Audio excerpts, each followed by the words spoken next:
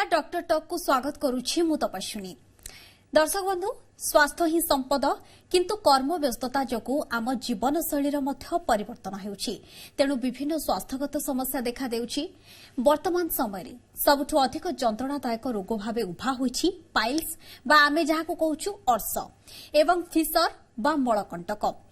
अनेक लोक यार सठिक उपचार जानि नथांती, विभिन्न प्रकार चिकित्सा मध्य कराई थांती, ऑपरेशन करंती, किंतु ऑपरेशन परे कौन कौन सब सतर्कता अवलंबन करिवे से दिगरे अवहेला करंती, जहा फल परवर्ती समय रोगी ठारे जटिलता देखा दिए। तेणु आज आमे डॉक्टर टॉक रे आलोचना करिबा पाइल्स बा अर्स, फिशर बा मलकंटक एवं पिस्टुलार उपचार एवं लेजर सर्जरी विषय आमे देखिछु। जदि छोट पिलांक ठारे कोनोसी मल कष्ट देखा जाए ताले कुआ जाए जे सेमानकर कृमि हिछि। जदि वयस्क लोकंक ठारे मलकंटक देखा जाए बा मल द्वार कौन समस्या देखा जाए लोकों मनरे मानसिकता आसे कि बोधे पाइल्स हिछि, किंतु से पाइल्स बा अर्सर मध्य प्रकार भेद थाए जहाँ को आमे सहजरे जानि पारुनु आ से सबुर लक्षण मध्य भिन्न थाए। जेहेतु आजिकाली जुगरे ए समस्या टिके अधिक परिमाण रे समस्तंक ठारे देखा देउछि, सेथिपाई आज आमे डॉक्टर टॉक रे ए विषय आलोचना करिबा। विगत किछि एपिसोड रे आमे कोरोना उपरे फोकस करूथुलु काहेकि कोरोना रो विभिन्न रूप मध्य नुआ नुआ आसुछि। एई जेमिति एई गत किछि दिन हेलाणी सारा पृथ्वी रे कोरोना रो ओमिक्रॉन भारिएंट तार काय विस्तार करुछि। एहारी मध्यरे मध्य आमे लोकमानकर स्वास्थ्यगत जहा समस्या अछि समान कठारे जो रोग देखा देउछि किछि अन्यान्य रोग को आमे अनदेखा करूछु एवं से सब दिगरे आमे एतेटा ध्यान देउनु।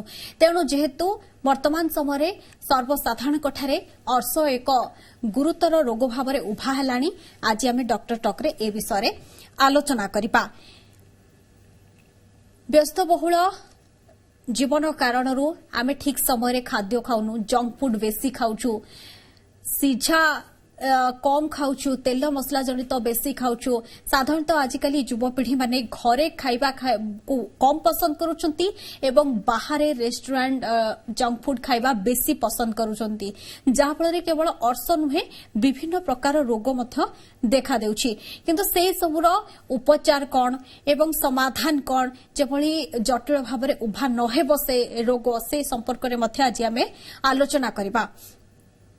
जनकु जदि पाइल्स हैला किए होमियोपैथिक किंबा आयुर्वेदिक उपचार करूचंती, किंतु से उपचार किभली सठिक उपाय रहबो से विषय मध्य जणा न थाए।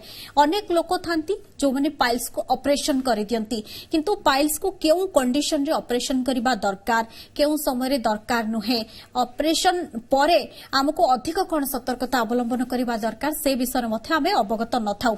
मो सहित आम डॉक्टर टॉक कार्यक्रम रे उपस्थित अछंती डॉक्टर स्निग्धेन्दु चांद, वरिष्ठ सर्जन एवं laser expert medical super speciality hospital Kolkata. स्वागत करुछि डॉक्टर चांद आमर डॉक्टर टॉक कार्यक्रम को। प्रथम प्रश्न रहिबो अर्स, मलकंटक और भगंदर यार प्रकार भेद सबु कोन?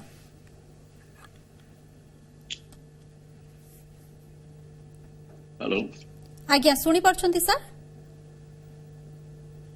मोर स्पीकर टा ये अछि। हां सुनी पारली। आज्ञा नमस्कार। नमस्कार सर, स्वागत करुछि डॉक्टर टॉक कार्यक्रम को। एबे साधारण लोकंक ठारे गोटे अर्स गोटे गुरुतर रोग भावे उभा होइछि। जदि सर आमे छोट शिशुंक ठारे बड़ कष्टजनित समस्या आमे देखु ताको कहै जे सेमानक ठारे कृमि हुए, किंतु चले जदि वयस्क लोकंक ठारे बा प्राप्त वयस्क लोकंक ठारे आमे मलजनित समस्या बा मलद्वार समस्या देखु, तेणु आमे ताको कहै जे तांकर पाइल्स हिछि। ए जो अर्स, मलकंटक एवं भगंदर यार प्रकार भेद कोन? अर्स आमर मलद्वार पाखरे मेनली तीन प्रकार रोग बहुत भाव हुए, जहाँ गोटे अर्स कुआ जाए, गोटे मलकंटक कुआ जाए एवं आउ गोटे को भगंदर कुआ जाए। अर्स होची इंग्लिश रे आमे कहू पाइल्स कि आम मेडिकल भाषा रे कुआ हुए हेमोरॉइड्स। मलकंटक होची झाड़ा करला बेले भीषण जंत्रणा हुए, ताकू इंग्लिश रे कुआ हुए फिशर कि मलकंटक, जले भीषण बथा करे। आउ गोटे रोग हूँ भगंदर, जोटा फिस्टुला, जोटा हूँ आपंकर झाड़ा रास्ता माने मूल रास्ता झाड़ा हुए, किंतु साइड रे आउ गोटे रास्ता तैयारी रस कंटिन्यू झरे एवं गोटे फंडा परिका जिनस तैयारी हुए ବଥ ପରିକା ସେଇଟାକୁ କୁହାଯାଏ ଫିସ୍ଚୁଲା। ଆଜ୍ଞା ସାର୍, ଯୋଉ ଅର୍ଶ ଅଛି ଅର୍ଶର ବି କଣ ପ୍ରକାର ଭେଦ ଅଲଗା କିଛି ଥାଏ କି? ଆଜ୍ଞା, କେବଳ ଯୋଉ ଅର୍ଶ ଆମେ ଯାହାକୁ ପାଇଲ୍ସ କହୁଛୁ ତାର ବି କିଛି ସାର୍ ପ୍ରକାର ଭେଦ ଥାଏ କି? ଆଉ ଅର୍ଶ ହେବାର କାରଣ କଣ? ହଁ, ଅର୍ଶର ଗ୍ରେଡ୍ସ ଅଛି। ଅର୍ଶର ଗ୍ରେଡ୍ 1, ଗ୍ରେଡ୍ 2, ଗ୍ରେଡ୍ 3, ଗ୍ରେଡ୍ 4 କୁହାଯାଏ। ଆଜ୍ଞା। ଯେମିତି ଗୋଟେ ଛୋଟ ପିଲାରୁ ସେ ବଡ ହୁଏ, ସେମିତିକା ସେମାନେ ବି ଛୋଟରୁ ବଡ ହୁଅନ୍ତି। ଏବଂ ଆମ ମେଡିକାଲ ଟର୍ମରେ ଆମେ ତାକୁ ଗ୍ରେଡ୍ 1, ଗ୍ରେଡ୍ 2, ଗ୍ରେଡ୍ 3, ଗ୍ରେଡ୍ 4 କହୁ। ଗ୍ରେଡ୍ 1, ଗ୍ରେଡ୍ 2 ଟା ପାଇଖାନା ରାସ୍ତା ଭିତରେ ଥାଏ, ଝାଡା ରାସ୍ତା ଭିତରେ ଥାଏ, ସେଟା ଜଣା ପଡେନି। ଗ୍ରେଡ୍ 3 ହଉଛି ଯେଟା ଝାଡା କଲା ବେଳେ ବାହାରକୁ ବାହାରି ଆସେ ଏବଂ ଝାଡା କରିସାରିଲା ପରେ ସେ ଆପେ ଆପେ ଚାଲିଯାଏ କିମ୍ବା ତାକୁ ହାତ ଧୋଇକି ମଣିଷ ବି ଠେଲି ଦିଅନ୍ତି। ଗ୍ରେଡ୍ 4 ହଉଛି ଯୋଉଟା କି ବଡ ବଡ ହେଇଯାଏ, ଯୋଉଟା ଝାଡା କଲା ପରେ ବାହାରି ଆସେ ଏବଂ ସେଟା ଯିବାଟା ବହୁତ କଠିନ ହୁଏ, ସେଟାକୁ ଗ୍ରେଡ୍ 4 କୁହାଯାଏ। ଆଜ୍ଞା, ତାହେଲେ ଇଏ ତ ସାର୍ ଅର୍ଶର ପାର୍ଟ ଥିଲା। ଯୋଉ ମଳକଣ୍ଟକ ତାର ବି ପ୍ରକାର ଭେଦ ଥାଏ କି? ଆଉ ତାର ହେବାର କାରଣ କଣ? ନାଇଁ, ମଳକଣ୍ଟକର ମାନେ ପ୍ରକାରିଆ କିଛି ନାହିଁ। ମଳକଣ୍ଟକର ମେନ୍ ହଉଛି ଆମର ଝାଡା କରିବା ରାସ୍ତା ମୁହଁରେ ଗୋଟେ ଭାଲ୍ଭ ଅଛି, ଯୋଉଟା କି ଆପଣଙ୍କର ରବର ବ୍ୟାଣ୍ଡ ପରିକା ସେଟା ଝାଡା କଲା ବେଳେ ସେଟା ଖୋଲିଯାଏ, ଧୀରେ ଧୀରେ କରିକି ଖୋଲେ ଏବଂ ଆପଣ ଝାଡା କରିସାରିଲା ପରେ ପୁଣି ସେଟା ବନ୍ଦ ହୁଏ।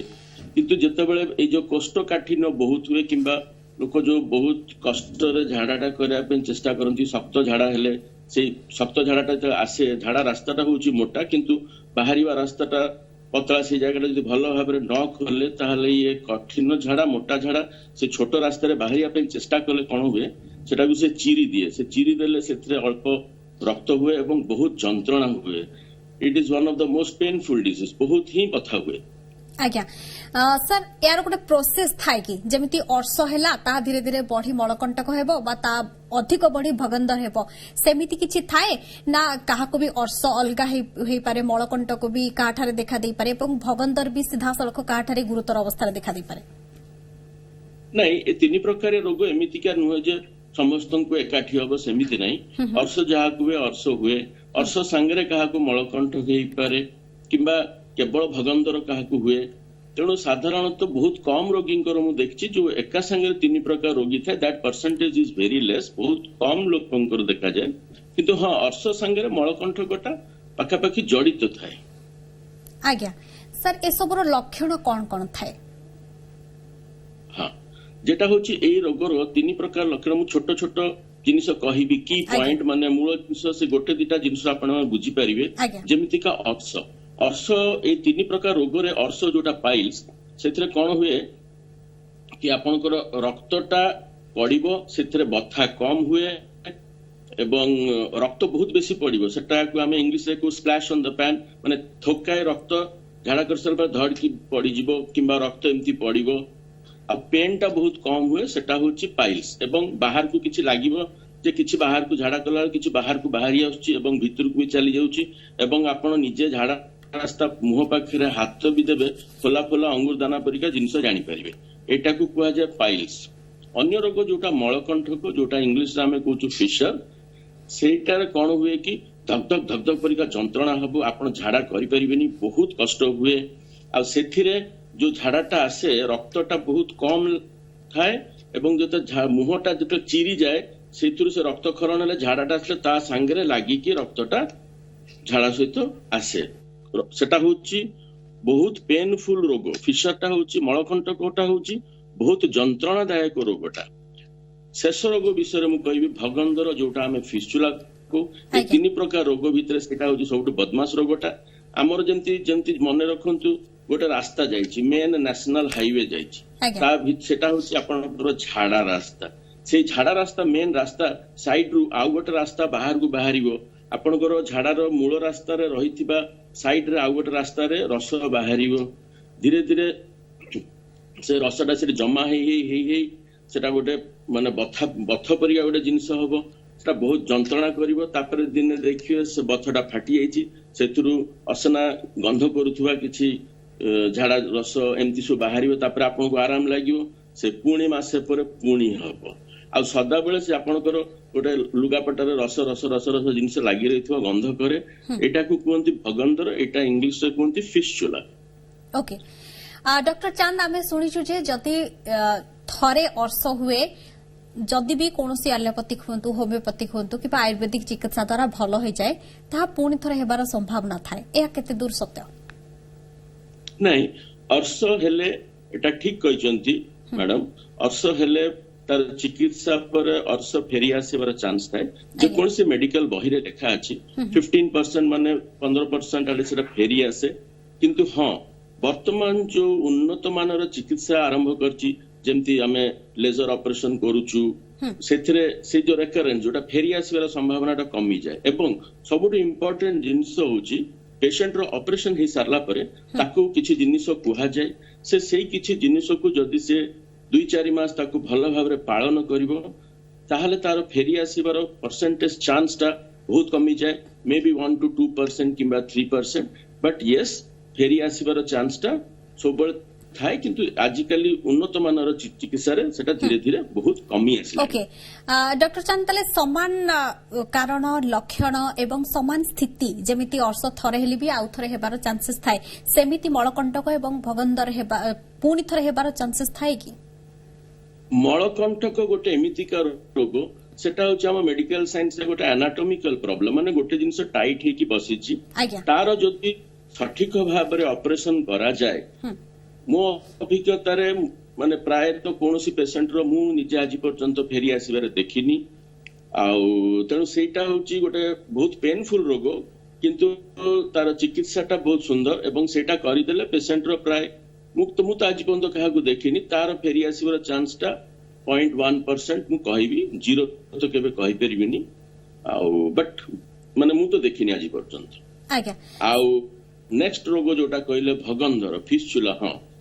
फिस्चुला ई तीनटा रोगों को भितर फिस्चुलाटा होची माने कोन कहबी गोटे भल रोग नुहे एटा को समस्त भय पांती गोटे सर्जन भी याको ऑपरेशन करिया को भय पाए कहीं ना यार फेरी आसबार चांस टा 20% थाए फेरी आसबार अनेक प्रकार चांस अच्छी प्रथमत होची माने से तो ता भितरे गोटे रास्ता तैयारी करे से रास्ताटा विभिन्न जगह को जाइथिबो से विभिन्न जगह को रास्ताटा गले जदि आमे सठिक रास्ताटा को ताकू ऑपरेशन करिकि न बाहर करिवु सेटा पुणी फेरी आसबार चांस थाए सेति पई कि भगंदर रे भी फेरी आसबार चांस थाए बट एबे जो उन्नत मानर चिकित्सा आसलानी लेजर थेरापी एंड एवरीथिंग एवं आमे एबे हमर एमआरआई सपोर्ट होची प्रत्येकटा पेशेंट मु भगंदर करिया पूर्व मु डेफिनेटली एमआरआई कराए मैग्नेटिक रेजोनेंस इमेजिंग कोंती सेटा सीटी स्कैन परिका जिनिस सेटा करले मते गोटे रास्ता देखा जाए रोड मैप मु पाए कि रास्ताटा कोठी कोठी केमितिका जाईची सेही भाबरे ऑपरेशन टाकू प्लान करिकि जदि निर्मूल भाबरे से रास्ता गुडा को सब बाहर कर दिया जाए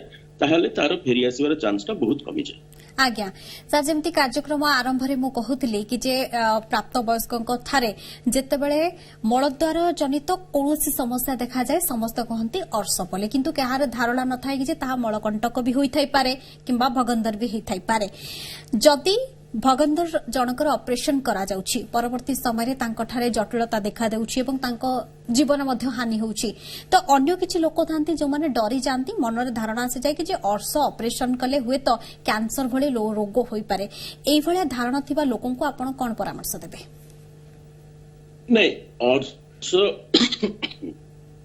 अर्श रोग ऑपरेशन कले जे कैंसर हुए सेटा नुहे जिंतो होछि जेकोसी अर्श पेशेंट जो मो पाखक आसे से मोर बहुत रक्त पड़ुची मु गोटे बहुत इंपोर्टेंट इन्वेस्टिगेशन कराए जोटा कि मु कोलोनोस्कोपी कराए निजे तो मोर ओपीडी रे मु परीक्षा करके देखे यंत्रपात रे तार झाड़ा रास्ता भितरटा सेटा प्राय मु 7 सेंटीमीटर पर्यंत देखि पारे सेथरे मते गोटे आईडिया हुए मो हाथ रे मु देखे मते आईडिया हुए छड़ा मु कोलोनोस्कोपी करके देखे कोलोनोस्कोपी होची लाइट कैमरा नै कि पूरा बड़ नाली झाड़ा रास्ता पटे भीतर जाई कि पूरा रास्ताटा को मु देखे कारण जे रक्त पड़ीबाटा जे केवल पाइल्स पई कि रक्त पड़ुची से धारणाटा सठिक नुहे हम समस्त भाबंती रक्त पड़ुची माने अर्श किमा सेटा पाइल्स सेटा सठिक नुहे अन्य कोनोसी कारण पई कि भी ऊपर गोटे छोट ट्यूमर टे थिबो पेट भितरे से मूल नाड़ी भितरे कोनोसी गोटे कैंसर जन्म होइथिबो किंबा गोटे पॉलिप होइथिबो गोटे छोट ट्यूमर होइथिबो जोटा कि सेही पटे रक्तटा आसुची किंतु पेशेंट भाबुची जे मोर पाइल्स पई कि होउची सेति पई कि से कोलोनोस्कोपीटा मु करे कला पर मु जानि दिए जे हां ए रक्तक्षरणटा केवल पाइल्स पई कि होउची सेथिरे तापरे मु डिसाइड करे जे से तार कौन ग्रेड अच्छी से आज्ञा। अनुसार मु पेशेंट ताले कहि परिबा कि सर अर्श हो किंबा मळकंटक किंबा भगंतर तार स्थिति को देखि ऑपरेशन पई निष्पत्ति लिया जाए जदि सर ऑपरेशन करा जाए नॉर्मल ऑपरेशन टा आउ एवं लेजर सर्जरी भी आजिकल हेउछि ता मधरे फरक कोन देखो तो এই जो रोगटा होची एटा आदिम जुगर रोग जो दिनठू मनुष्यर उत्पत्ति हेची रोगटा अछि काहेकि मनुष्य सबुदिन खाउची एवं सबुदिन झाड़ा जाउची आज्ञा तो एटा बहु पुरातन रोग तेणु एई रोगटा बहुत पुरातन होई आछि याकू हमर सुश्रुत काल पाखरु लोक ताकू विभिन्न स्टेज रे चिकित्सा करि आछन्ती सूता बांधिबा ओपन सर्जरी करिबा एवं अन्यान्य जिनस करी करी एबे आमे बहुत उन्नत मानर चिकित्सा को आसीचु सेटा होची लेजर सर्जरी रो मुख्य जिनिस होची बेसी कटाकटी करिया को पड़ेनी प्रिसिजन माने पिन पॉइंट ऑपरेशन टा रक्त क्षरण कम हुए पेशेंट को कष्ट कम हुए बथा लगेनी एवं से अति शीघ्रता कार्यक्रम को फेरी जाई पारे माने लेजर द्वारा ऑपरेशन करले हमर जो देश रे गोटे ऑपरेशन कला पर लोक जेमितिका मासे खंडे से गरम पानी से कनबा मलम लगेबा बथा हबा से कुआडे जाई परिबोनी कटा हेइथिबो काम करि परिबोनी से बसिले सिना काम करि से बसिबा जगह दरज हबो लेजर द्वारा एगुडा को सब प्रिवेंट होउची एवं बहुत सुंदर मु तो देखुची आजिकली जुगरे जेमिति यंग पिल्ला मानकर होउची समान आउचंदी सर लेजर दरकार लेजर ऑपरेशन होउची तार 3-4 दिन भितर समान ऑफिस रे जाइके आराम से काम करि पाउची सेटा होउची बहुत बड़ा एडवांटेज आ 2 नंबर एडवांटेज होउची जो रेकरेंस जोटा से अन्य ऑपरेशन आमे जो करूछु जोथरे कि तार गोटे फेरी आसबार जो चांस टा बेसी टिके थाए लेजर ऑपरेशन द्वारा तार चांस टा आहुरी कम थाए काहे कि ना लेजर से जगह ऑपरेशन करया संगे संगे तार पारिपार्श्विक जिनसटार भी से केयर निए जोटा कि आमे ओपन सर्जरी रे से पारिपार्श्विक जगह को जो हमको बेसी काटिया को पड़े रक्तक्षरण हुए एथरे लेजर द्वारा मु सेउडा को सब मारी पारे एवं जहा द्वारा कोन हुए कि रेकरेंस टा बहुत कम हुए पेशेंट को बहुत आराम लगे आज्ञा डॉक्टर चांद प्राइमरी स्टेज रे लेजर सर्जरी टा अधिक फलप्रद की कौन कहले मैडम प्राइमरी स्टेज रे लेजर सर्जरी अधिक फलप्रद की हाँ देखंतु stage primary secondary too very important होची जेतले मोर पेशेंट आसंती आज्ञा मु सेथिरे तांको मु एग्जामिनेशन करे जे लेजर माने जे सबु अर्श लेजर हे परिबो ता नुहे लेजर 100% हमरो मळकंठक पई कि सबुटु बेस्ट लेजर मळकंठक पेशेंट जेतले मो पाखु को आसंती मु सकाळे से माने ऑपरेशन होंती संध्या बेले घर को चल जानती लेजर रे सबुटु बेस्ट रिजल्ट मळकंठक पई अछि कटाकटी किछि नै से जानि भी परिबोनी तार ऑपरेशन हेछि एंड वेरी नेक्स्ट डे रु से ऑफिस जाई परिबो माने 24 घंटा रे से तार ऑफिस जाई परिबो एटा हला मळकंठक तापरे आसिला हमर अर्श जोटा होची पाइल्स रे मु विभिन्न प्रकार परीक्षा निरीक्षा करला परे मु देखे सेटा को ग्रेड रे अछि एक्चुअली हमर मेडिकल ईयर रे हमें ग्रेड 1 ग्रेड 2 रो भी लेजर छडा अन्य पद्धति सब चिकित्सा अछि मु सेटा को भी ऑप्शन दिए सेटा लेजर भी हेई पारे ग्रेड 3 पर्यंत लेजर करूची भलो किना ग्रेड 4 हेले कोन होवे मु पेशेंट को स्टेपलर बोली कि हमर गोटे जिंस अछि अत्याधुनिक जिंस मु स्टेपलर हेमोरेडोपेक्सी सेटा मु तांकू उहे आ पेशेंट को भलो भाबरे मु काउंसिल करी बुझाए जे आपनकर एया हेची एटा पई कि एटा होची बेस्ट आमे एटा को जिबा समान सब बुझिला पर मु तांकर करे आज्ञा सर ऑपरेशन परे अधिक कोन कोन सतर्कतामूलक पदक्षेप अवलंबन करबा पई पड़िबा एटा होची बहुत बढ़िया प्रश्नटे आपण मैडम पचारले आज्ञा ऑपरेशन परे ऑपरेशन टा मु करतिली ऑपरेशन टा करले कोन हला जे से प्रॉब्लम टा सेही मुहूर्त रे सॉल्व हैला किंतु गोटे ऑपरेशन हेछि माने से जगह गोटे आघात लागिछि प्रत्येक शरीर तार निजस्व समय निये सेटा रिकवर करिया पई से जगहटा सुखिया पई से जगहटा भलो भाबरे रिजल्ट भविष्य रे जानिबो सेटा करिया को हेले ऑपरेशन परे सबुठु नंबर 1 जिंस होछि तार झाड़ाटा को बहुत नरम रखिया को पड़िबो कारण जो जगह रे ऑपरेशन हेछि सेही जगह रे सब दिन से झाड़ा करबो झाड़ा करला बेले सेटा गोटे मुहटा से स्ट्रेच हबो माने टाणो पड़िबो ऑपरेशन जगह जोटा हेतो सेगुडा चिरी हेजिबो रक्त पड़िबो कष्ट बथा हबो कष्ट हबो सेठी पुनी घा हबार संभावना अछि झाड़ाटा जति हमर झाड़ा रास्ता देकी सुंदर मुलायम भाबरे से बाहरी गला ताले पारिपार्श्विक ऑपरेशन करितवा जगह रे आघातटा कम लागे 2 नंबर जिंस होछि प्रत्येक दिन ଝାଡା କରିସାରିଲା ପରେ ଗରମ ପାଣିର ସେକ ନେବାକୁ ପଡିବ 10 ମିନିଟ୍ ବସିକି ତାକୁ ଏକ୍ସରସାଇଜ କରିବାକୁ ପଡେ ତାକୁ ଆମ ମେଡିକାଲ ସାଇନ୍ସରେ କୁହାହୁଏ ଗୁଗଲ୍ସ ଏକ୍ସରସାଇଜ ସେ ବସିକି ତାର ଗୋଟେ ଗାମୁଲାରେ ପୁରା ମାନେ ସାର୍ ଏଇ ଯୋଉ ଗରମ ପାଣି କଥା କହୁଛନ୍ତି ସେଇଟାକୁ ନେଇକି ଆଉ ଗୋଟେ ପ୍ରଶ୍ନ ରହିଛି ମୋର ଅନେକ ଲୋକ ବେଶୀ ଅବଗତ ନଥାନ୍ତି କି ଯେ ପାଣିଟା କେତେ ମାତ୍ରାରେ ଗରମ ହେବା ଦରକାର ଯଦି ସେମାନଙ୍କୁ ଅତିରିକ୍ତ କଷ୍ଟ ହେଉଥିବ କିଏ ତ ଅଧିକା ଟିକେ ଗରମ ପାଣିରେ ବସି ପଡନ୍ତି ପୁଣି କିଏ ତ ବେଶୀ ଗରମ ସହି ପାରନ୍ତିନି ସାମାନ୍ୟ ଉଷୁମ ପାଣିରେ ବସନ୍ତି ପ୍ରକୃତରେ ସେଇ ଟ୍ରିଟମେଣ୍ଟଟା କେମିତି ହେବା ଆବଶ୍ୟକ ହଁ ଠିକ କଥା କହିଲେ ମୋର ଶବ୍ଦଟା ଗରମ ପାଣି ନ ହେଇକି ମୁଁ କହିବି ସେଟା ଉଷୁମ ଗରମ ମାନେ ଯେମିତିକା ଗୋଟେ ମଣିଷ ସହିପାରେ ମାନେ ତାକୁ ଆରାମ ଲାଗିବ ଯେମିତିକି ଆମେ ଗୋଟେ ଗରମ ପାଣିରେ ଯେମିତି ଗାଧଉଛୁ ଯୋଉ ପାଣିର ମାତ୍ରା ଯେତିକି ଗରମରେ ଆପଣଙ୍କ ଦେହ ଯେମିତିକା ଟଲରେଟ୍ କରେ ସେମିତିକା ଉଷ୍ମରୁ ଟିକେ ବେଶୀ ହବ ସେଇଥିରେ ଟିକେ ଲିକ୍ୱିଡ ବିଟାଡିନ୍ 5 ml ଦେଇକିନା ସେ ତାଙ୍କର ଝାଡା ରାସ୍ତାରେ ବସିକିନା ଗୋଟେ ଏକ୍ସରସାଇଜ କରିବେ ଯେମିତି ଝାଡା କରୁଛନ୍ତି ବନ୍ଦ କରୁଛନ୍ତି ବନ୍ଦ କରୁଛନ୍ତି ୟା ଦ୍ୱାରା କଣ ହୁଏ ସେ ପାଣିଟା ଝାଡା ରାସ୍ତା ଭିତରେ ପଶିବ ଏବଂ ବାହାରିବ ସାଇଫନିଂ ଆକ୍ସନରେ ଯାହା ଦ୍ୱାରା କଣ ହୁଏ କି ଅପରେସନ ଜାଗାରେ ଯେତେବେଳେ ଝାଡାଟା କରନ୍ତି ସେ ଝାଡା ଗୁଡା ଲାଗି ହେଇକି ଥିବ ଏଇଟା କରିବା ଦ୍ୱାରା ଦିଟା ଜିନିଷ ହୁଏ ପୁରା ଆପଣଙ୍କର ଝାଡା ରାସ୍ତାଟା ପରିଷ୍କାର ହେଇଯିବ ସଫା ହେଇଯିବ ଏବଂ ତାପରେ ଆପଣ ଯୋଉ ମଲମଟା ଲଗେଇବେ ସେ ଜାଗା ଉପରେ ଆପଣ ଭଲ ଭାବରେ ସେ ମଲମଟା ଲଗେଇ ପାରିବେ ଯାହା ଦ୍ୱାରା କି ସେ ମଲମଟା କାମ କରିବ ସେକେଣ୍ଡ ପଏଣ୍ଟ ହଉଛି ଗରମ ପାଣିରେ ବସିଲେ କଣ ହବ ରକ୍ତ ସଞ୍ଚାଳନ ହେଲେ କଣ ହବ ଆପଣ ଯୋଉ ଔଷଧ ଗୁଡା ଆମେ ଦେଇଥିବୁ ଅପରେସନ ପରେ ଖାଇବା ପାଇଁ କିମ୍ବା ଆପଣଙ୍କର ଦେହ ଭିତରେ ଯୋଉ ନିଜସ୍ୱ ଯେତେ ଭିଟାମିନ୍ସ ଅଛି କିମ୍ବା ଗୋଟେ ଜିନିଷ ଖତ ଜାଗାକୁ ଠିକ କରିବା ପାଇଁ କି ଆମ ବଡି ଭିତରେ ନିଜସ୍ୱ ଯୋଉ ପ୍ରସାଧନ ଗୁଡା ଅଛି ସେଗୁଡା ଭଲ ଭାବରେ ସେଇଠି ଯାଇକି ପହଞ୍ଚି ପାରିବ ଏବଂ ସେଇ ଜାଗାଟା ଶୁଖି ପାରିବ ଗରମ ପାଣିର ସେକ ଡେଲି ନବାର ଅଛି ମୁଁ 2ଟା କି 3ଟା ମଲମ ଦିଏ ସେ ମଲମଟାକୁ ପାଇଖାନା ରାସ୍ତା ଭିତରେ ଝାଡା ରାସ୍ତା ଭିତରେ ଭଲ ଭାବରେ ଲଗେଇବାକୁ ପଡିବ ଏବଂ ଝାଡାଟାକୁ ନରମ ରଖିବାକୁ ପଡିବ ତା ପାଇଁ କି ମୁଁ ଔଷଧ ବି ଦିଏ ଏବଂ ଶାଗ ସବ୍ଜି ପନିପରିବା ଏଇଗୁଡା ଖାଇବା ବହୁତ ଜରୁରୀ ଅଠା ଜାତୀୟ ଜିନିଷ ଯୋଉଟା ଖାଇଲେ ମଇଦା ଆଇଟମ ହେଲା ଆଜିକାଲି ଯୋଉ ଜଙ୍କ ଫୁଡ ମ୍ୟାଗି ଖାଉଛନ୍ତି ଚାଉମିନ ବିରିୟାନୀ ବଟର ଘି ଏଇଗୁଡାକୁ ମୁଁ 2-3 ମାସ ତାଙ୍କୁ ଆଲାଉ କରେନି ତାଙ୍କୁ ଫ୍ରୁଟ୍ସ ଭେଜିଟେବଲ୍ସ ଆଉ ଏଗୁଡା ଖାଇଲେ ଏବଂ ପ୍ରଚୁର ମାତ୍ରାରେ ପାଣି ପିଇବେ ଏଗୁଡା ଖାଇଲେ ତାହେଲେ କଣ ହବ କି ସେଇ ଜାଗାଟା ଭଲ ଭାବରେ ସେଟା ହିଲ୍ କରିଯିବ ହିଲ୍ କଲେ ଏଇ ଯୋଉ ଗୋଟେ ଫେରି ଆସିବାର ଯୋଉ ଡରଟା ଥାଏ ସେଟା ବହୁତ ମାତ୍ରାରେ କମିଯାଏ ଆଜ୍ଞା ଆଗକୁ ମଧ୍ୟ ଆଲୋଚନା କରିବା କିନ୍ତୁ ବର୍ତ୍ତମାନ ସମୟ ହେଉଛି ଏକ ବ୍ରେକ୍ର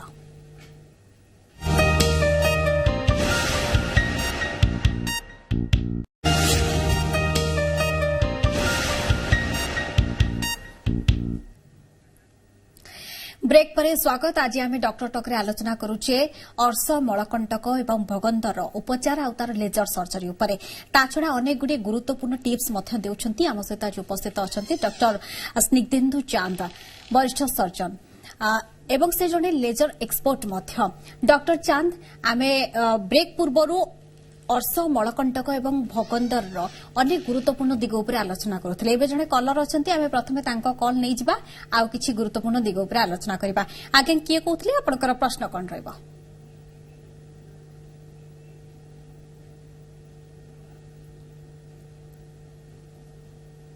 हेलो हाँ हेलो कलर जड़े जोड़ी होते लगुच पुणी थे जोगाजोग विच्छिन्न होती सार आम आलोचना करवा कि जे अनेक गाँ गहली हूँ अनेक लोकों धारणा अच्छा कि आमर जदि अर्श होती आम रसुण खाइबानी खट्टा खाइबानी आम अधिक तेल खाइबानी प्रकृत में अर्श मलकंटक भगंदर जहां थिब कौन खाइबे कौन खाइबेनी हाँ एटा भी बहुत बढ़िया प्रश्न जदि ए रोगटा अच्छी तार भी ताहले कौन हम कि खाद्य उपरे बहुत निर्भर करछि आपनकर खाद्य तालिका प्रत्येक दिन जो खाद्य खाउछथि खाद्य तालिका प्रबल मात्रा फल रखिबा दरकार शाक सब्जी रखिया दरकार एवं फाइबर जोटा कि इंग्लिश रे फाइबर कहते जोटा खाइले आपनकर झाड़ाटा माने पूरा नरम हबो आपण अवॉइड करिवे मांस मैदा जातीय जिनिस एवं ये जो आजकल जंक फुड गुड़ा खाउछन पिला माने मैगी हला चाउमिन हला एगुड़ा को खाइबेनी एवं लंका मसलाटा खाइले मलकंटकर बहुत कष्ट हो कारण जे जगहटा चिरी जीवो सेठी जाईकी लागिवो जेमति आपनको झाड़ा कला बेले लागिवो लंका बाटले हाथ रे जेमति जळे सेमति का पूरा एमिति तो से जळिवो ଉପରେ ଯଦି ଆପଣ ଏ ମସଲା କିମ୍ବା ଲଙ୍କାଟାକୁ ଖାଇଲେ ସେ ଆହୁରି ବେଶୀ ଚଳିବ, ଆପଣଙ୍କୁ ଆହୁରି ବେଶୀ କଷ୍ଟ ଦବ।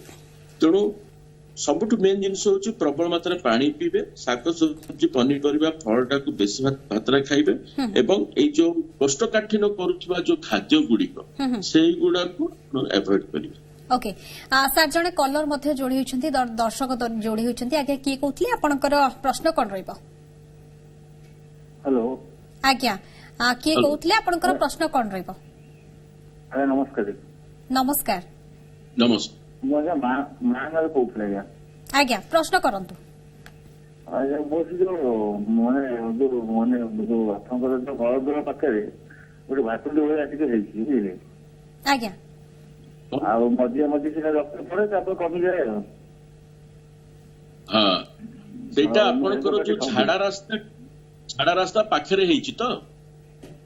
हाँ मैं आपन देखाउछि ता हाथ वाला भातुडी होय हेछि। ସେଇଟା କେତେ ଦିନ ହେଲାଣି ଏବଂ ସେଟା ଫୋଲାଟା ଫାଟି ଯାଇକି ମଝିରେ ମଝିରେ? हाँ 4-5 वर्ष हेलाଣି मध्य मध्य बॉल पड़े मु हेम्पर खाई कमी जाए। এইটা ଆପଣଙ୍କର କଥାରେ ଯାହା ଯେତିକି ମୁଁ ଜାଣିଲି ଏଇଟା ହଉଛି ଭଗନ୍ଧର, ଏଇଟା ଫିସୁଲା ଯୋଉଟା ମୁଁ କହିଥିଲି ଯେ ଆପଣଙ୍କ ଝାଡା ଯଦି ମୂଳ ରାସ୍ତାଟା ଥାଏ ନ୍ୟାସନାଲ ହାଇୱେ ତା ସାଇଡରେ ଆଉ ଗୋଟେ ରାସ୍ତା ଦେଇକିନା ସେଟା ଗୋଟେ ରାସ୍ତା ତିଆରି ହେଇଯାଏ, ସେ ରାସ୍ତାରେ ଝାଡା ରସ ଯାଇକି ଯାଏ। ଏଇଟା ଆପଣଙ୍କର ଭଗନ୍ଧର ହେଇଛି, ୟାର ଅପରେସନ କରିବାଟା ୟାର ଅପରେସନ ହଉଛି ତାର ଚିକିତ୍ସା।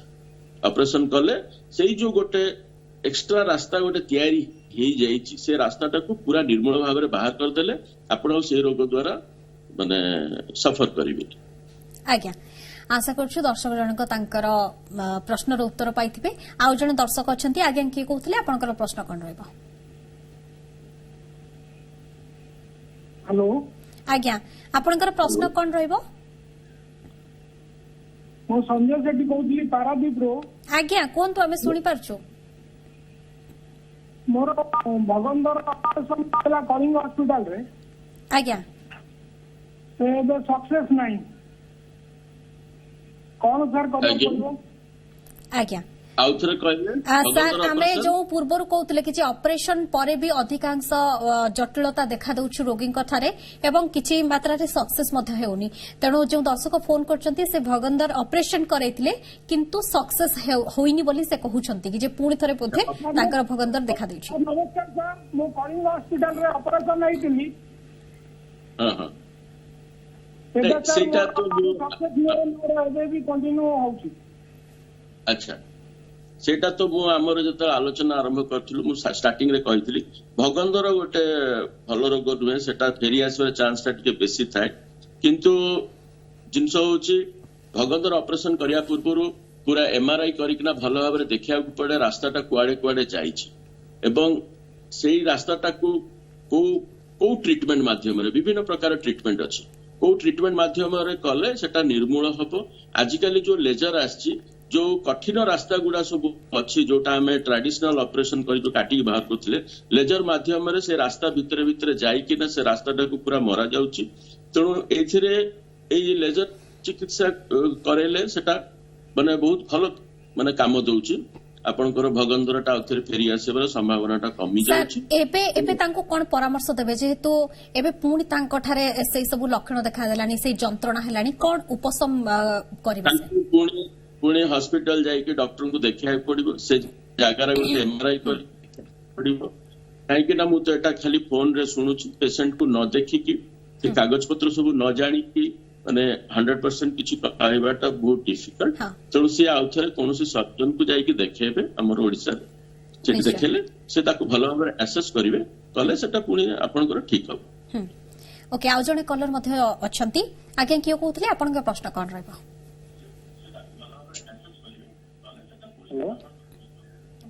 आज्ञा आपण टीवी रो वॉल्यूम टा टिके कम कर दियंतो। मोर सब दर्शक मानकु एति अनुरोध रहइबो कि जेतेबेले फोन रे कथावार्ता करूछंती डॉक्टर को सहित सेतेबेले दया करी टीवी रो वॉल्यूम कम कर दियंतो, नहेले आपनका घर लोक परिवार लोक टीवी देखंतु, आपण टीवी थारु टिके दूर को पळे आसंतु, आराम से फोन रे कथावार्ता हे परिबा। आज्ञा कुहंतु आपनकर प्रश्न कोन रहइबो? छोट छुआंगर 1.5 वर्षर छुआंगर झाड़ा टाइट कोन पई होउची? 1.5 वर्षर छुआ? आज्ञा आज्ञा कौन होउची? ଦେଢ ବର୍ଷ ତା ଝାଡା ପୁରା ଟାଇଟ୍ ରହୁଛି। ଟାଇଟ୍ ହଉଛି ମାନେ ଝାଡାଟା ଭଲ ଭାବରେ ବାହାରୁନି ନା ଶୁଖିଲା ଶୁଖିଲା ଛେଳି ନେଣ୍ଡି ପରିକା ଝାଡା ହଉଛି? ହଁ, ଶୁଖିଲା ଶୁଖିଲା ଛେଳି ନେଣ୍ଡି ଭଳିଆ ହଉଛି ଆଜ୍ଞା। ଏତେ ଛୋଟ ପିଲାର ତ? ଆଜ୍ଞା ତାହେଲେ ଆପଣଙ୍କୁ ହଁ ଏଟା ଏତେ କମ ବୟସରେ ଏମିତି ହବାଟା ତାର ମାନେ ଶିଶୁ ରୋଗ ବିଶେଷଜ୍ଞଙ୍କୁ ଟିକେ ଦେଖେଇବାକୁ ପଡିବ। ଏଟା ଯଦି ତାର କିଛି କଞ୍ଜେନାଇଟାଲ ପ୍ରୋବ୍ଲେମ ଅଛି ମାନେ ଜନ୍ମଗତ କିଛି ଅସୁବିଧା ଅଛି ଝାଡା ରାସ୍ତାରେ ଯୋଉଠିକି ଏମିତିରେ ବହୁତ ସରୁ ରୁହେ ସେଟା କରିବାର ଅଛି। କାହିଁ ଛୋଟ ପିଲା ତ ମା କ୍ଷୀର ଖାଉଛି କିମ୍ବା ସେ ନର୍ମାଲ କ୍ଷୀର ଖାଉଛି। ତେଣୁ ଏଠାରେ ଶିଶୁ ରୋଗ ବିଶେଷଜ୍ଞ ଆଗେ ଦେଖାନ୍ତୁ, ଶିଶୁ ରୋଗ ବିଶେଷଜ୍ଞ ନିଦାନ କରିବେ। ତାପରେ ଯଦି ତାର କିଛି ଆନାଟୋମିକାଲ କି ସର୍ଜିକାଲ କିଛି ପ୍ରୋବ୍ଲେମ ଅଛି ତାହେଲେ ସେଟାକୁ ଆମେ ଚିକିତ୍ସା କରୁଛୁ। ଆଜ୍ଞା ଡକ୍ଟର ଚାନ୍ଦ ଆମେ ଯେଭଳି କଥା ହେଉଥିଲୁ କି ଯେହେତୁ ଅଧିକାଂଶ ଅପରେସନ ପରେ ବି ପୁଣି ଥରେ ସେ ସବୁ ଯନ୍ତ୍ରଣା ଦେଖାଦେଉଛି ତେଣୁ ଲୋକେ ଟିକେ ଡରି ଯାଉଛନ୍ତି ଏବଂ ସର୍ଜରୀ କରିବାକୁ ମନ ବଳାଉନାହାନ୍ତି। କିନ୍ତୁ ଅଧିକାଂଶ ଲୋକ ଅଛନ୍ତି ଯେଉଁମାନେ ଆୟୁର୍ବେଦିକ ହୋମିଓପାଥିକ ଟ୍ରିଟମେଣ୍ଟ କରାଉଛନ୍ତି ସେମାନଙ୍କଠାରେ ଦେଖିବାକୁ ମିଳେ କି ଯେ ଯୋଉ ଚିକିତ୍ସକ ଥାନ୍ତି ବାରଣ କରନ୍ତି କି ଯେ ଡାଲି ଖାଇବେନି, ଡାଲି ପାଣି ଖାଇବେନି, କିନ୍ତୁ ଡାଲି ଦେହର ତ ବହୁତ ଭିଟାମିନ୍ ଥାଏ।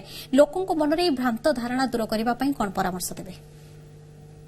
ହଁ ଜିନିଷ ହଉଛି ଏଇ ଯୋଉ ରୋଗ ଗୁଡା ଆମେ ଆଲୋଚନା କରୁଛେ 3 ପ୍ରକାର ରୋଗ, ଏଇଟା ହଉଛି ଗୋଟେ ସର୍ଜିକାଲ ପ୍ରୋବ୍ଲେମ। ୟାକୁ ବିଭିନ୍ନ ପ୍ରକାରର କାହିଁକି ନା କୌଣସି ମଣିଷ ଗୋଟେ କଟାକଟି ଅପରେସନ କରିବାକୁ ଚାହେଁନି। କାଲି ମୁଁ ବି ଗୋଟେ ଅପରେସନ ମୋ ନିଜ ପାଇଁ କରିବା ପାଇଁ ଚାହେଁନି, ଚେଷ୍ଟା କରିବା ଯେ ଔଷଧରେ ହେଇଯିବ କି ନାହିଁ, ଏଇଟା ଟିକେ କରିଦିଏ। କିନ୍ତୁ ମୋର ଏଇ ଅଭିଜ୍ଞତାରେ ମୁଁ ଦେଖିଛି ଲୋକ ସବୁ କିଛି ଚେଷ୍ଟା କରନ୍ତି, ପ୍ରଥମରୁ ଏଟା କରିଦେବି ସେଟା ହୋମିଓପାଥି ଟିକେ ଖାଇଦେଲି, ଚେରବୁଟି କରିଦେବି ସେଟା, କିନ୍ତୁ ଅଲ୍ଟିମେଟଲି ସେମାନେ ଲାଷ୍ଟକୁ ଆମ ପାଖକୁ ହିଁ ଆସନ୍ତି। କାହିଁକି ନା ଏଟା ହଉଛି ଗୋଟେ ସର୍ଜିକାଲ ପ୍ରୋବ୍ଲେମ। ଅପରେସନ ହଉଛି ୟାର ଟ୍ରିଟମେଣ୍ଟ। ଏଥିରେ ଜଡିବୁଟି ଆୟୁର୍ବେଦିକ ହୋମିଓପାଥିକରେ ଏଇ ରୋଗ 3ଟି ମୋ ଜାଣିବାରେ ରେଜଲ୍ଟ ଦିଏନି। ହଁ ସିମ୍ପଟମ୍ସ ଟିକେ କମିବ, ହୁଏତ ଟିକେ ଆରାମ ହବ, କିନ୍ତୁ ଆପଣଙ୍କୁ 100% ସେଟା ଆପଣଙ୍କୁ ଡିଜିଜ ଫ୍ରି କରିବ ନାହିଁ। ଏଟା ହଉଛି ମେନଲି ସର୍ଜିକାଲ ପ୍ରୋବ୍ଲେମ। ଆଉ ଯେଟା ଡରୁଛନ୍ତି ଯେ ସେଟା ଅପରେସନ କରେଇଲେ ପୁଣି ଫେରି ଆସିବ, ଦେଖନ୍ତୁ ଅପରେସନ କରେଇଲେ ଫେରି ଆସିବ ଗୋଟେ ଚାନ୍ସ ରହୁଛି, but operation is the definitive treatment. ଏବଂ ଆଜିକାଲି ବହୁତ ଉନ୍ନତ ମାନର ସବୁ ଅପରେସନ ବାହାରିଲାଣି, ଉନ୍ନତ ମାନର ଜିନିଷ ପତ୍ର ଆସିଲାଣି। ଯେମିତିକି ଆଗେ ଆମେ ସବୁ କାଟିକି ଅପରେସନ କରୁଥିଲୁ, ପେଟ ଭିତରେ ପେସେଣ୍ଟ ରହୁଥିଲା 15 ଦିନ, କଷ୍ଟ ପାଉଥିଲା, ଘା ହଉଥିଲା। ଏବେ କଣ ଆମେ ହୋଲ କରିକି ସେଇ ଅପରେସନଟା ସେୟା କରୁଛୁ, ବଟ୍ ଆମର ଏଣ୍ଟ୍ରି ପଏଣ୍ଟ ମିନିମାଲ ହେଇଛି, ପେସେଣ୍ଟକୁ କଷ୍ଟ କମ ହଉଛି।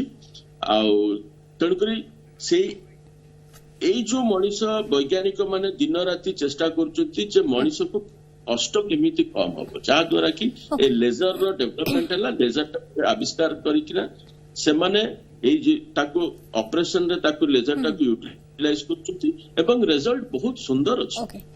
ଡକ୍ଟର ଚାନ୍ଦ ଆଉ ଗୁରୁତ୍ୱପୂର୍ଣ୍ଣ ପ୍ରଶ୍ନ ହେଲା, ଏବେ 12-13 ବର୍ଷ ପିଲାଙ୍କଠାରେ ମଧ୍ୟ ମଳକଣ୍ଟକ ଜନିତ ସମସ୍ୟା, ଅର୍ଶ ସମସ୍ୟା ଦେଖାଦେଲାଣି। ସେମାନଙ୍କଠାରେ ଏହିସବୁ ଲକ୍ଷଣ ସମସ୍ୟା ଦେଖାଦେବାର କାରଣ କଣ ଏବଂ ପ୍ରାପ୍ତ ବୟସ୍କ ଲୋକଙ୍କଠାରେ ଦେଖାଦେବାର ମୁଖ୍ୟ କାରଣ କଣ? ଛୋଟ ଏଇ ଯୋଉ 12-13 ବର୍ଷ ପିଲା, ସ୍କୁଲ ଗୋଇଂ ପିଲାଙ୍କ ଭିତରେ ଦେଖାଦେବାର ମେନ୍ ଲକ୍ଷଣ ହେଉଛି ଆଜିକାଲି ମାନେ ବିଭିନ୍ନ ପ୍ରକାର ଜଙ୍କ ଫୁଡ ସବୁଆଡେ ଆଭେଲେବଲ। ଚାଉମିନ, ଚିପ୍ସ, ମ୍ୟାଗି, ବର୍ଗର, ଆଉ ସମସ୍ତେ ଏଟା ଗୋଟେ ଫ୍ୟାସନ ହେଇଗଲାଣି, ଏଇଟା ଖାଇବି। ଆକ୍ଚୁଆଲି ସେଇ ଖାଦ୍ୟ ଗୁଡା ଭାରି ଟେଷ୍ଟି। ଆପଣ ଘରେ ଯେତେ ଚେଷ୍ଟା କରନ୍ତୁ ସେ ବାହାରେ ଯାଇକି ଯେମିତି ହେଲେ ଖାଇବେ। ଆଉ ସେଇ ଯୋଉ କୋଷ୍ଠକାଠିନ୍ୟ ଖାଦ୍ୟ, ଆଉ ସେମାନେ ପାଣିଟାକୁ କମ ପିଉଛନ୍ତି, ଏଇ ଖାଦ୍ୟ ଖାଉଛନ୍ତି, ତାଙ୍କର ପନିପରିବା ଜାତୀୟ ଖାଦ୍ୟଟା ଦେହ ଭିତରେ କମ ରହୁଛି। ତାଙ୍କ ଖାଦ୍ୟ ତାଲିକାରେ ଯୋଉ ଖାଦ୍ୟ ଗୁଡା ଖାଇବା କଥା ନୁହେଁ ବେଶୀ ମାତ୍ରାରେ, ହଁ ଖାଇବେ, ଧରନ୍ତୁ ବର୍ଗର ଜଣେ ଖାଇଲା କି ଚାଉମିନ ଖାଇଲା, ହଁ ସପ୍ତାହରେ କି 15 ଦିନରେ ଥରେ ଖାଏ, ଯେ ଡେଲି ଖାଇବ ତାକୁ, ତାହେଲେ ତ ତାର ଖାଦ୍ୟ ତାଲିକାରେ ଯୋଉ ଖାଦ୍ୟ ଲିଷ୍ଟଟା ଯୋଉଟା ଦରକାର ନାହିଁ ସେଟା ଯଦି ସେ ରଖିବ ତାହେଲେ ତ କୋଷ୍ଠକାଠିନ୍ୟ ହବ। କୋଷ୍ଠକାଠିନ୍ୟ ହେଲା ମାନେ ଏଇ ଯୋଉ କନଷ୍ଟିପେସନ ଯୋଉଟା ଆମେ କହୁଛୁ, ଏଇଟା ହେଲା ମାନେ ଅର୍ଶ ଧୀରେ ଧୀରେ ଡେଭଲପ କରିବ ଏବଂ ଭଗନ୍ଦର ମଳକଣ୍ଟକ ଡେଭଲପ କରିବ। ତେଣୁ ମୁଁ ଏବେ ଦେଖୁ ସାର୍ ଆଉ ଜଣେ ଦର୍ଶକ ଅଛନ୍ତି, ତାଙ୍କ କଲ୍ ନେଇଯିବା। ଆଜ୍ଞା କିଏ କହୁଥିଲେ, ଆପଣଙ୍କର ପ୍ରଶ୍ନ କଣ ରହିବ? ହ୍ୟାଲୋ ହ୍ୟାଲୋ ଆଜ୍ଞା, ଆପଣ କିଏ କହୁଥିଲେ ଏବଂ ଆପଣଙ୍କର ପ୍ରଶ୍ନ କଣ ରହିବ?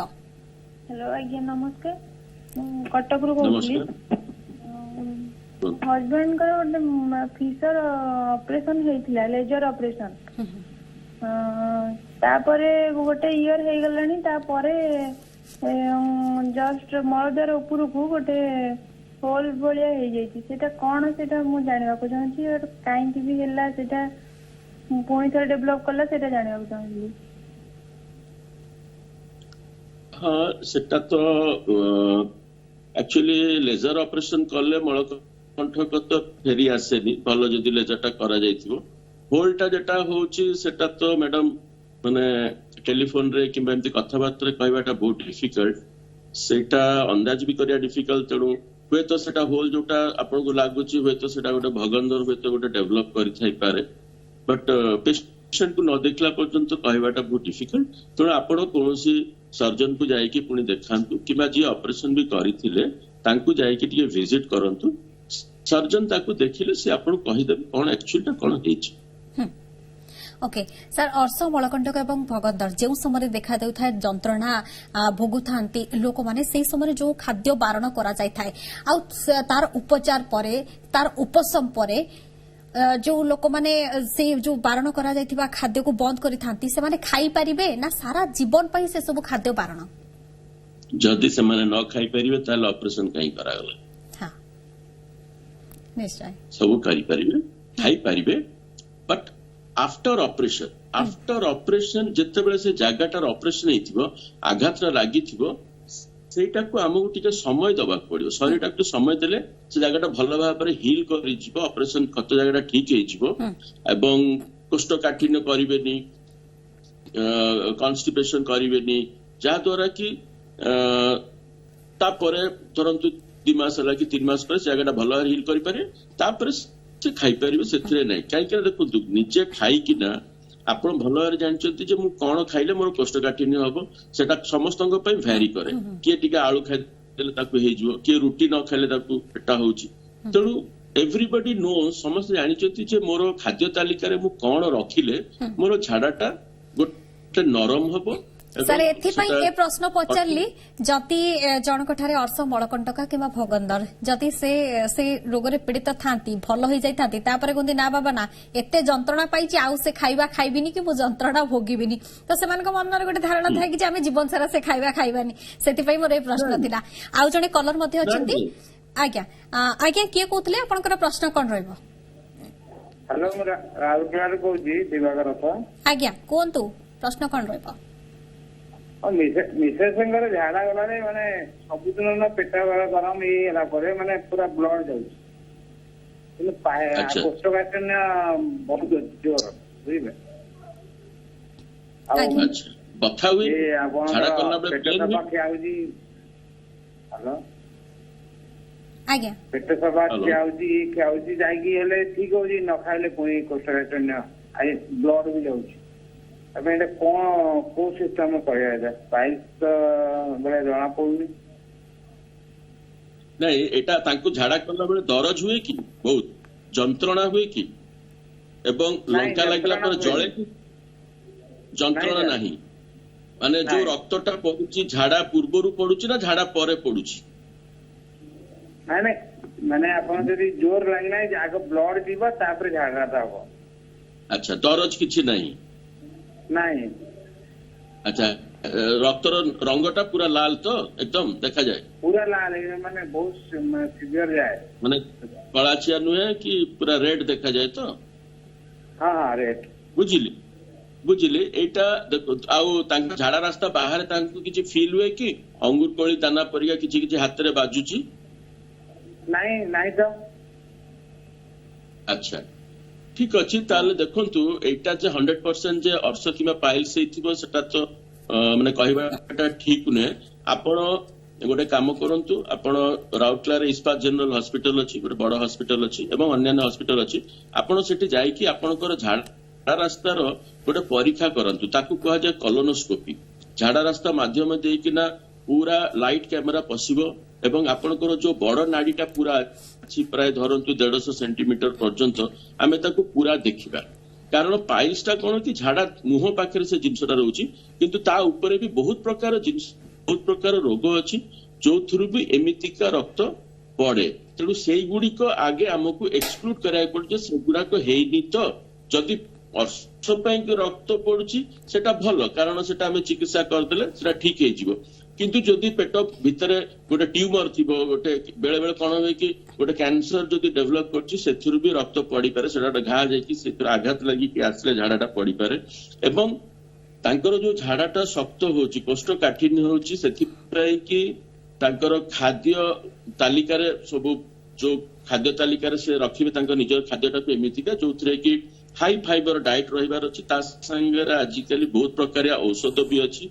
ସେ ଔଷଧ ରାତିରେ ଶୋଇଲା ବେଳେ ଖାଇଲେ କିମ୍ବା ଇସବଗୋଲର ଭୁସି ସାର୍ ତାହେଲେ ଆମେ ତାଙ୍କୁ ମେନ୍ ପରାମର୍ଶ ଦେଇପାରିବା କି ଟିକେ ଡକ୍ଟରଙ୍କ ପରାମର୍ଶ ମାନେ ସ୍ଥାନୀୟ ହସ୍ପିଟାଲକୁ ଯାଇକି ଦେଖେଇ ପାରିବେ କି ଯେ ଅନ୍ୟ କୌଣସି ଯଦି ପେଟ ସମସ୍ୟା ଥିବ ତାହେଲେ ହୁଏତ ତାଙ୍କ ଝାଡାରେ ବ୍ଲଡ ପଡିଥାଇପାରେ। ସାର୍ ଆଜି ଯେହେତୁ ଆମର ଏଭଳି ଏକ ଟପିକ ରହିଛି, ଅଧିକାଂଶ ଲୋକଙ୍କ ଠାରେ ଏହି ସମସ୍ୟା ଦେଖାଦେଉଛି, ତେଣୁ ଦର୍ଶକ ମଧ୍ୟ ବହୁତ ଯୋଡି ହୋଇଛନ୍ତି ଫୋନ ଲାଇନରେ। ଆଉ ଜଣେ ଦର୍ଶକ ଅଛନ୍ତି, ଆଜ୍ଞା କିଏ କହୁଥିଲେ, ଆପଣଙ୍କର ପ୍ରଶ୍ନ କଣ ରହିବ? ଆଜ୍ଞା ଟିକେ ଟିଭିର ଭଲ୍ୟୁମ କମ କରିଦିଅନ୍ତୁ, ନହେଲେ ଆପଣ ଟିକେ ଟିଭିଠୁ ଦୂରରୁ ପଳେଇ ଆସନ୍ତୁ। କଣ କରିଦେବି? ଆଜ୍ଞା ଘର ଲୋକ ଟିଭି ଦେଖନ୍ତୁ, ଆପଣ ଟିକେ ଟିଭିଠୁ ଦୂରରୁ ପଳେଇ ଆସନ୍ତୁ। ଠିକ ଅଛି। ହ୍ୟାଲୋ ଆଜ୍ଞା ପ୍ରଶ୍ନ କଣ ରହିବ ଆପଣଙ୍କର? ମୁଁ କହିବି ମୋର ପାଇଲ୍ସ ବହୁତ ଦିନ ହେଲାଣି, ଆଜ୍ଞା ମୁଁ ଅପରେସନ କରିବି ନାହିଁ ବୋଲି ବହୁତ ଦେଶୀ ଦବାଇ, ଏଲୋପାଥି, ଆୟୁର୍ବେଦିକ ଯୋଉ ବି ବହୁତ ଟ୍ରାଏ କଲି, କିନ୍ତୁ ସେଥିରେ ଠିକ ହଉନାହିଁ। ତେଣୁକରି ମୁଁ କଣ କଲେ ବିନା ଅପରେସନ ଠିକ ହେଇପାରିବ? ଆପଣଙ୍କର ଲକ୍ଷଣ କଣ ଦେଖାଯାଉଛି ତାହା ଯଦି ଟିକେ କହିଦେବେ ତାହେଲେ ଆମେ ସାର୍ ପରାମର୍ଶ ଦେବେ ଆପଣଙ୍କୁ। ହଁ ମୋର ଲକ୍ଷଣ ଆପଣ ଏବେ ଡାଇରେକ୍ଟ ଟିଭି ସହିତ କଥାବାର୍ତ୍ତା କରିବି ନା ଆପଣଙ୍କ ସହିତ କଥାବାର୍ତ୍ତା କରିବି? ନାଇଁ ନାଇଁ ନାଇଁ ଡାଇରେକ୍ଟ ସାର୍ଙ୍କ ସହିତ ଆପଣ କଥା ହେଇପାରିବେ।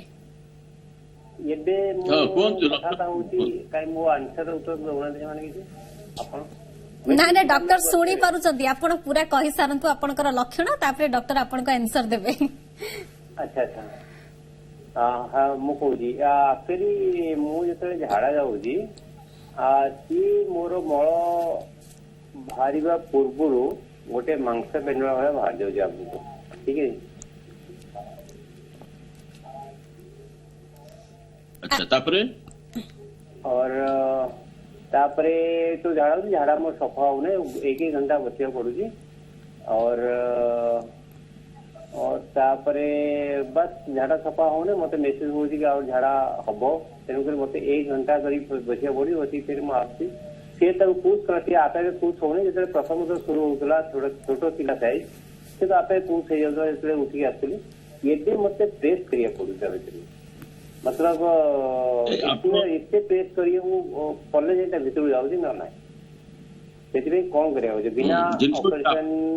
हाँ जी कहूँ बिना ऑपरेशन देखो प्रथम जिनस हूँ आप प्रथम एटा जाइकी कौन सर्जन को आगे देखा आपण एटा को ऑपरेशन करेबी मुझे ट्राई करे सेटा ट्राई करे सेमती नहीं यार प्रॉपर गोटे इन्वेस्टिगेशन करांतु प्रॉपर डायग्नोसिस करांतु जे एक्चुअली कौन प्रॉब्लम आपण को जो कहते झाड़ा रास्ता पाखे गोटे जिनस बाहरी पड़ुची आ सेटा धीरे धीरे बड़ है सेटा गोटे ट्यूमर भी हो पारे सेटा गोटे पॉलिप भी हो पारे रास्ता मुहटा को बंद करची सेटा आदु पाइल्स भी न हो पारे तेणु एटा आपणकर रोगटा आगे चिन्हट करांतु जने भलो माने चिकित्सक पाखरु आई मीन जोटे सर्जन पाखरु प्लीज जांतु आपणकर लोकल सर्जन को तांको जाई कि जिनसटा देखांतु डायग्नोसिसटा कौन होईची रोग चिन्हिबाटा होची सबटु मूल कारण रोग चिन्हिला परे तापरे आपण चिकित्साटा को बाछि परिबे। ओके आउ जने कलर मध्ये अछंती हम सहित आगे कियो कहथले आपन को प्रश्न कोन रहबो? आगे नमस्कार प्रश्न कोन रहबो आपन कर? हम प्रशांत कुमार बेरा कहथले आगे ये प्रशांत कुमार बेरा कहथले मेरा नमस्कार आज्ञा ये मोर बहुत दिन है ये जिनस है द्वितीय मल द्वारे लंबा मांसटी बढ़ी बढ़ी जाऊँगी लाट्रिन गला कौन खटा लंग 45 मिनट घंटे पाखापाखि बसिया पड़ी क्लीयर होनी क्लीयर होनी आपण को झाड़ा करला बेले आगुरु दरज करूथिला कि कष्ट हुए जंत्रणा हुए झाड़ा करला बेले किंबा जळे ब्लड पूरा रेड कलर ब्लड पड़े ଆଚ୍ଛା ତ ଏଇଟା ମାନେ ଜଳା ଯନ୍ତ୍ରଣା କି ବଥା କେବେ ହେଇନି ଆପଣଙ୍କର କହୁଛନ୍ତି? ରାଗ ମସଲା ଟିକେ ଖାଇଦେଲେ ବ୍ଲଡ ଉଲ୍ଟି ପୋଡା ଜଳା ହୁଏ। ପୋଡା ଜଳା ହୁଏ। ଏଇଟା ଆପଣଙ୍କର ଯୋଉ କଥାରୁ ମୁଁ ବୁଝିପାରିଲି ଏଇଟା ଆପଣଙ୍କର ଦିଟା ରୋଗ ତା ସାଙ୍ଗରେ ମିଶା ହେଇକି ଥିବ। ଆପଣଙ୍କର ପାଇଲ୍ସ ର ବି ହବାର ସମ୍ଭାବନା ଅଛି, ତା ସହିତ ଆପଣଙ୍କର ମଳକଣ୍ଟକ ଅଛି।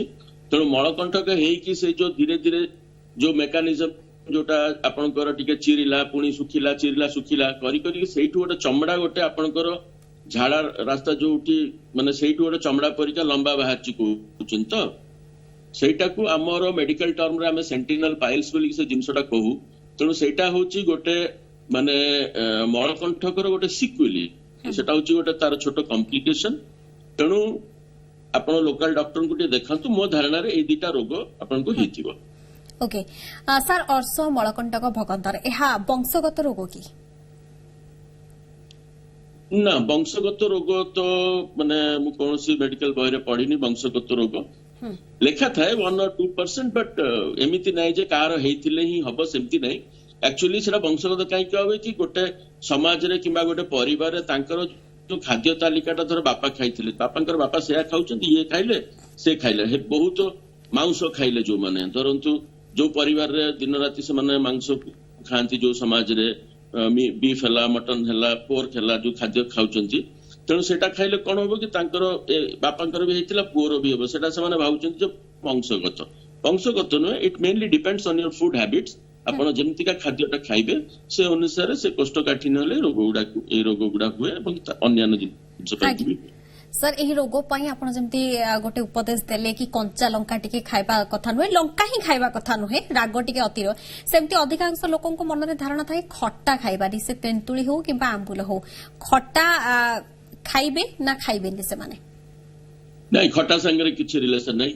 ଆଉ ଦେଖନ୍ତୁ ଆଗରୁ ଯୋଉ ଗୋଟେ ଆମର ଏଟା ଗୋଟେ ମିଥ୍ ଥିଲା ଯେ ଖଟା ଖାଇଲେ ଘା ହେଇଯିବ ପଚିଯିବ, ଏଟା ସମ୍ପୂର୍ଣ୍ଣ ଭୁଲ ଧାରଣା। ଏଇ ଯୋଉ କରୋନା କାଳରେ ଆପଣ ମାନେ ସମସ୍ତେ ଭିଟାମିନ ସି ପ୍ରବଳ ଖାଇଥିଲେ, ଗୋଟେ ଗୋଟେ ଲେମ୍ବୁ ପରା 20-30 ଟଙ୍କା ଲେଖା କିଣିବାକୁ ପଡିଲା। ତେଣୁ ଏଇ ଯୋଉ ଭିଟାମିନ ସି, ଖଟା ମାନେ ହଉଛି ଭିଟାମିନ ସି, ରାଇଟ୍?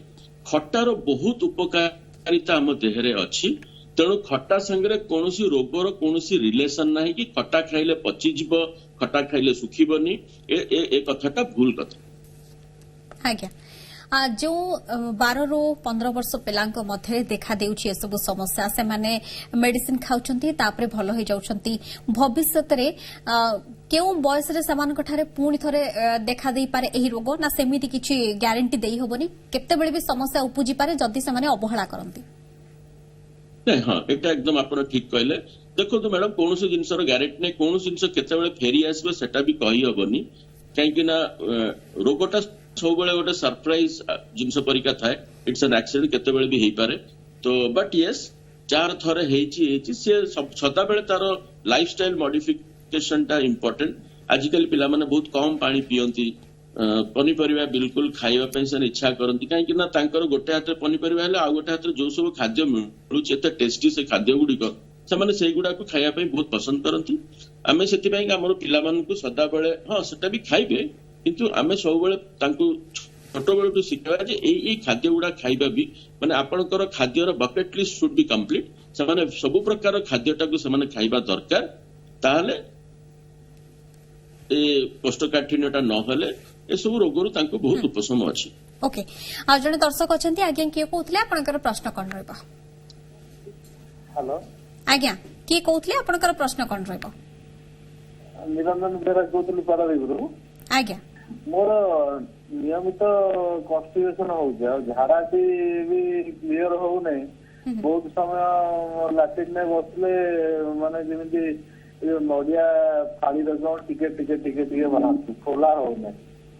ତାପରେ କିଛି ଦିନ ଯାଉଛି ପେଟ ଟିକେ ଫାଟିକି ରହୁଛି, ତାପରେ ଇଣ୍ଡାଇଜେସନ ଭଳି ଲାଗୁଛି, ବାନ୍ତି ହଉଛି, ତାପରେ ଝାଡା ବି ହଉନି। ଝାଡା ମଳ ଦ୍ୱାରରେ ଗୋଟେ ଯେମିତି ଏଡିଟେ ଫୁଲା ଟାଇପ ର ଗୋଟେ ରହୁଛି।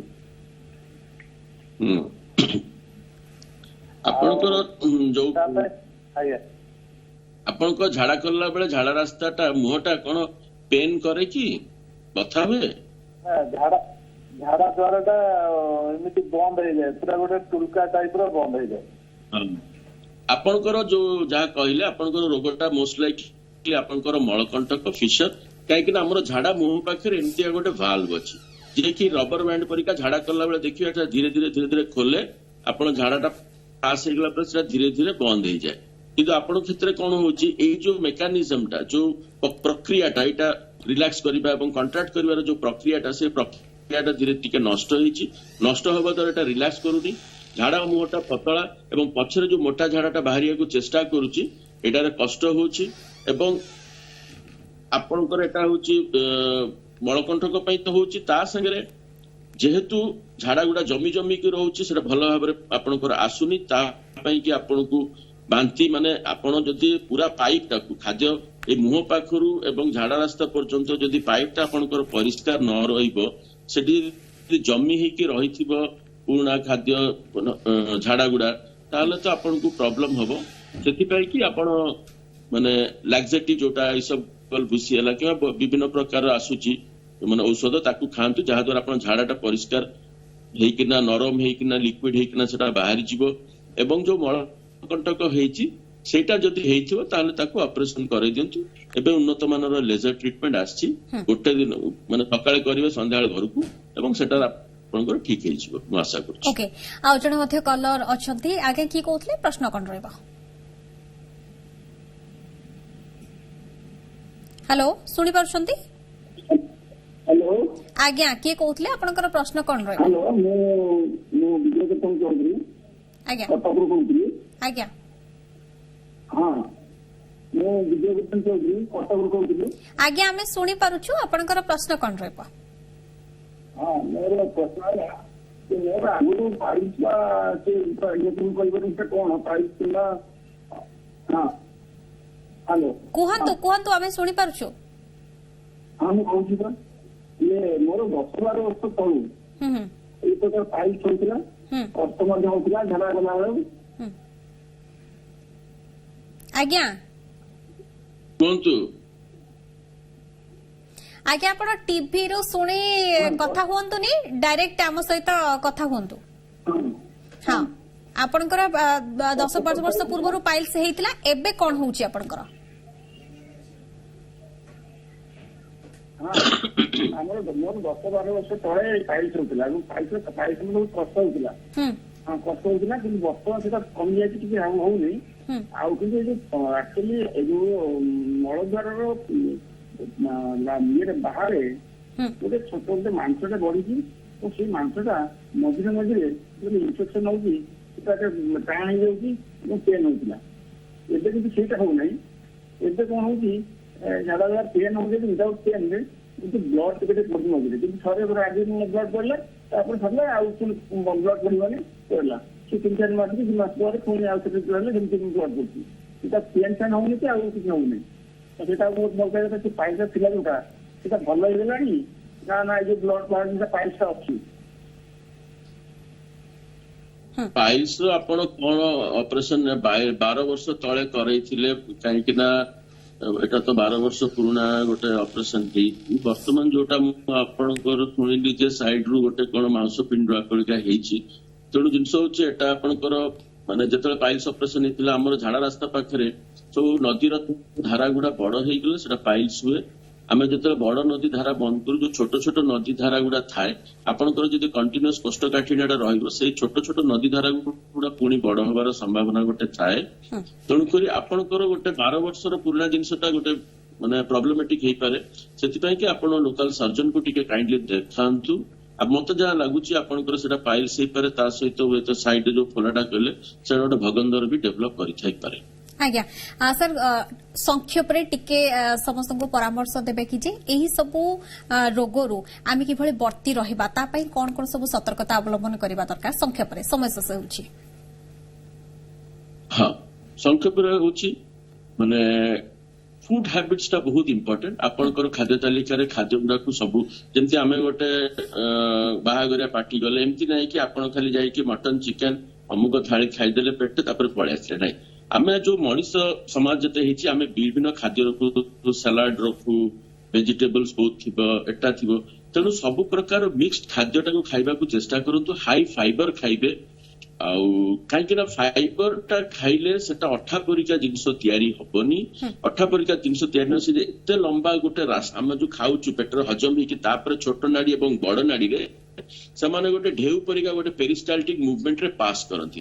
ଯଦି ସେ ଜିନିଷଟା ମୁଲାୟମ ଏବଂ ନରମ ଥିବ ସେଟା ପାସ୍ କରିବା ପାଇଁ ସହଜ ହବ। ଏଇ ପ୍ରକ୍ରିୟାଟା ଯଦି ରହିବ ଆପଣଙ୍କର କୋଷ୍ଠକାଠିନ୍ୟ ହବନି। କୋଷ୍ଠକାଠିନ୍ୟ ନହେଲେ ଆପଣଙ୍କର ସବୁ ରୋଗ ହବାର ଚାନ୍ସ ବହୁତ କମିଯାଏ। ଆଉ ଦୁଇ ନମ୍ବର ହଉଛି ପ୍ରଚୁର ମାତ୍ରାରେ ଆପଣ ପାଣି ପିଅନ୍ତୁ, ଲାଇଫଷ୍ଟାଇଲ ମଡିଫିକେସନ କରନ୍ତୁ।